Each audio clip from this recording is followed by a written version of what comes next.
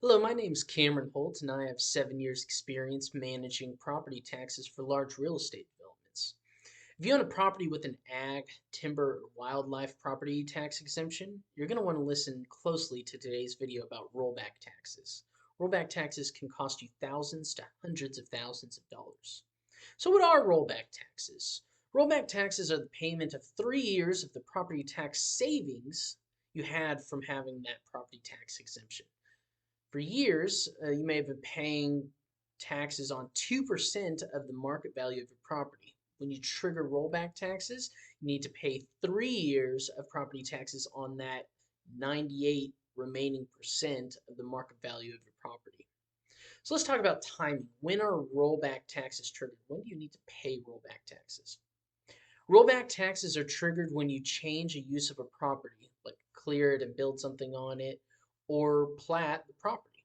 They're triggered also when you buy a property and don't file a property tax exemption application before April 30th of the following year.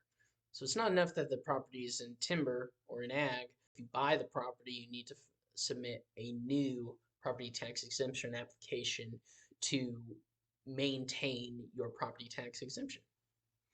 If you trigger rollback taxes in 2022, well, you can expect to pay rollback taxes in 2023.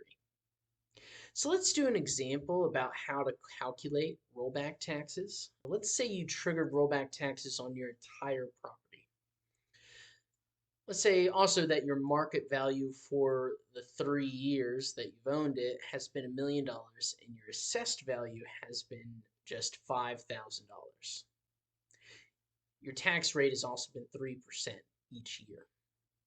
This means that your unpaid taxable value is $995,000 for these 3 years. So what you'll do is you'll multiply your unpaid taxable value for each year by the tax rate, 3%, and that will give you the unpaid property tax liability for each year. You then need to multiply each year's property tax liability by 6% per year of interest. This means that the oldest property tax liability will pay 3 years of interest at 6% a year.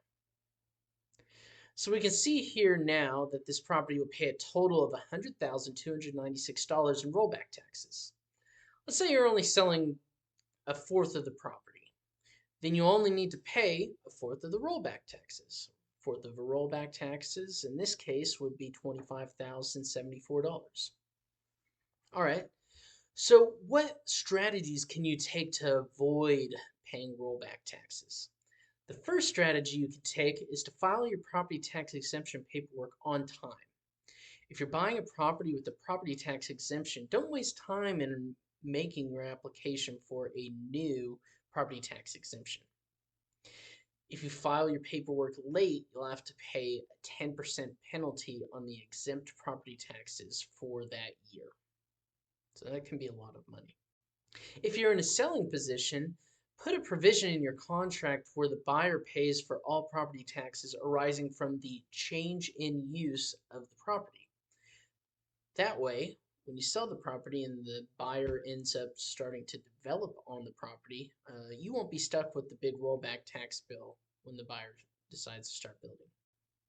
Lastly, if you've legitimately triggered rollback taxes, I'd be sure to check the county's calculation of the amount of your rollback taxes.